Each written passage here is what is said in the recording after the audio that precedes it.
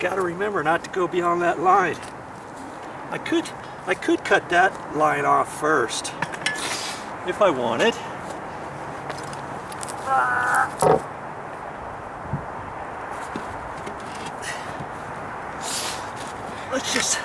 I'll cut that off first. Let's see.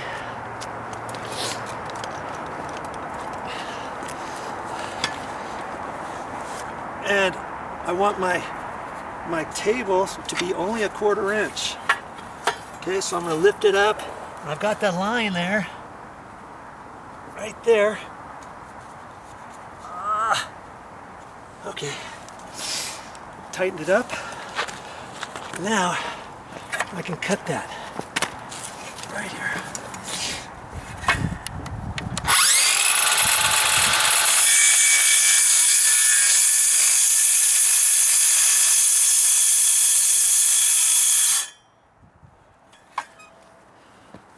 That worked out pretty good, huh?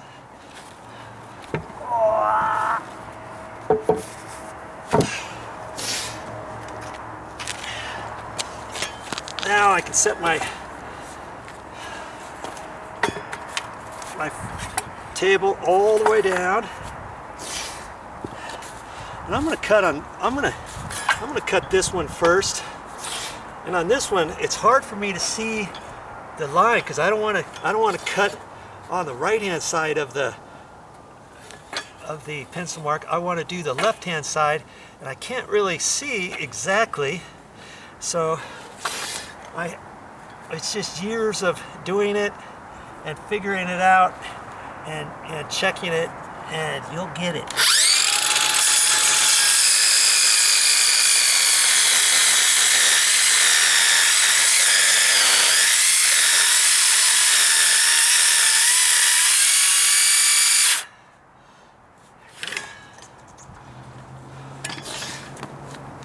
Right on my line. I can barely see it. Okay. Now, I'm gonna take my blade up a little bit. I can see about where it is. Because I don't need to go all the way. Okay. It'll make it easier for you, trust me. Out there.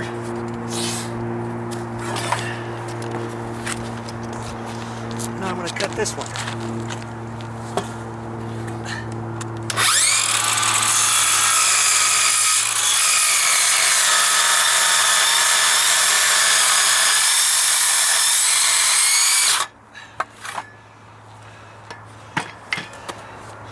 Now what? Well, I can get my Sawzall, and I can cut the rest of it off. I could just leave it up like that, or I'd have to set the blade down there again at 1/4 of an inch. Saw cut, saw cut, saw cut. Use the chisel, and I know I have the chisel here. And that's what some people do, is they just will chisel it off. But let's just see what we can do.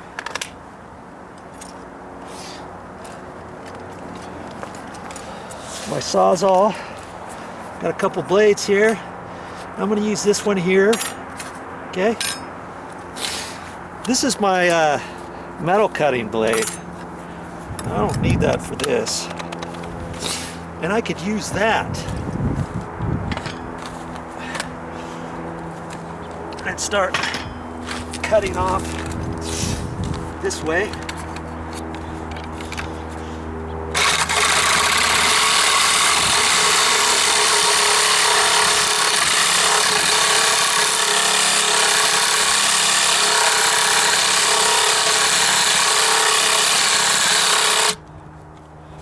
I could keep cutting, but I'm not going to, because I want to show you a different way as well.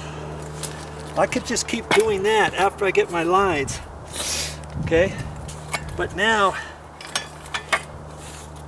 I'm going to take my fence back down to 1/4 inch right there, and I'm going to cut some lines here. This is all cut off from here to here. So if I cut right here, that piece comes off, see? But had I not been able to do that, I just cut some lines through here. Try to keep your table flat and not angled as you go,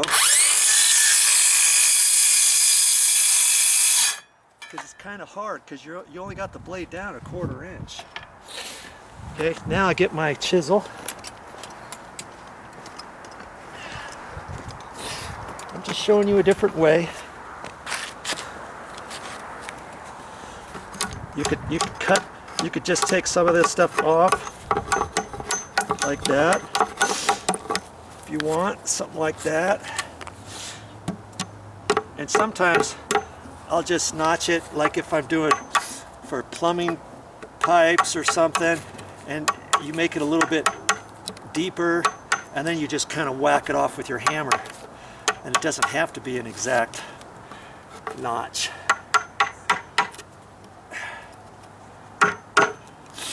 There. Now see, one of these wasn't as deep as the other. I'm gonna take this off a little. I could leave it, it would work, but it's the first time I'm using this 1-inch chisel.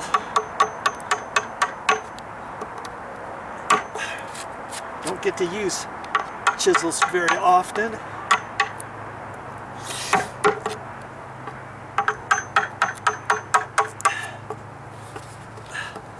Now see, I've got to start going the other way because it wanted to rip off a little bit deeper, and you never know which way you need to go with wood until you start chiseling it.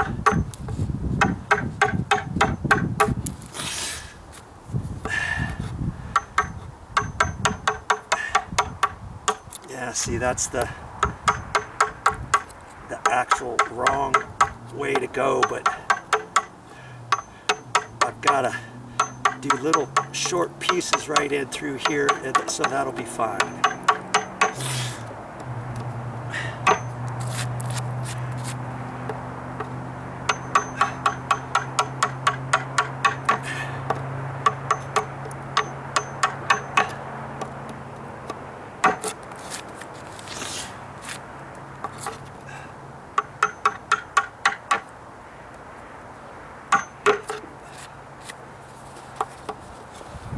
Off a little bit over here.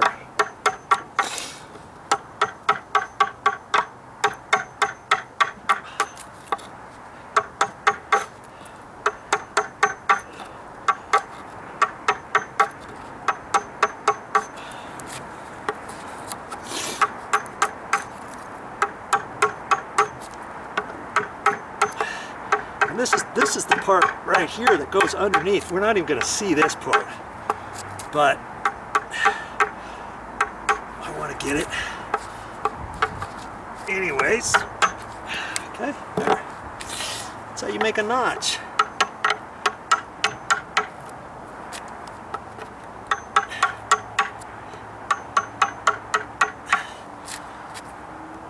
I'm seeing where the saw kerf is, and it's just a hair down.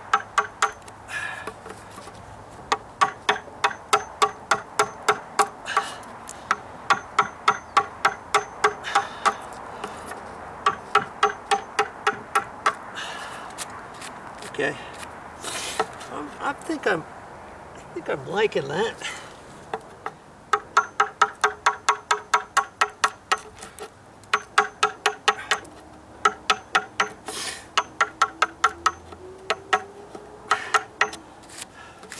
When I get done using my chisel, I don't usually like to leave it in my nail bag, because if I do, it hits something as I'm pushing it down in there.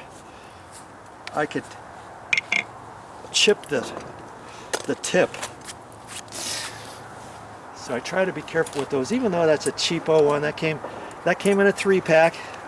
This came in a 3-pack. This was a 1 inch, and I had a 3/4 inch and a 1/2 inch. Yes, 3 for like the price of one expensive one. The expensive one was like $14, $15. I really wanted a 1/4 inch. The 1/4 inch was $15. These 3 were like $10, and I thought, oh, I guess I could get by with a 1/2 inch, but I still like the 1/4 inch, and they didn't have any cheap 1/4 inch ones, so I'm gonna have to break down and buy myself a 1/4 inch. I really like the 1/4 inch, and the 1/4 inch one that they had at the store, the handle was really long. It was about this long.